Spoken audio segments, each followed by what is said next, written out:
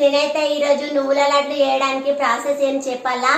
బెల్లము మంచిగా తురుముకోవాలి, పక్కనే పెట్టేసేయాలి. బాయిల్ తీసుకొని నెయ్యి తీసుకొని కొంచెము మంచిగా వేసి కొంచెం ఎక్కువ వేయాలి. అది మంచిగా వేడైపోయినాక బెల్లం అందులో వేసి మంచిగా పాకం రావాలి. కొన్ని వాటర్ వేయండి.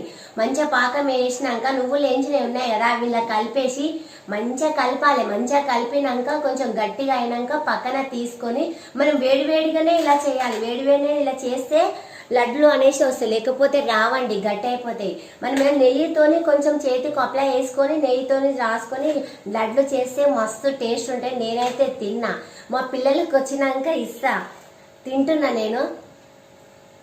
మస్తు టేస్ట్ ఉన్నాయండి నువ్వుల లడ్లు అయితే. మా ఛానల్ సబ్స్క్రైబ్ చేసుకోకపోతే సబ్స్క్రైబ్ చేయండి, ఒక లైక్ కొట్టండి. సరే ఫ్రెండ్స్, మా నువ్వుల లడ్లు ఎలా ఉన్నాయో చూసి కామెంట్స్ పెట్టండి, మీ ఇంట్లో కూడా చేయండి. సరే.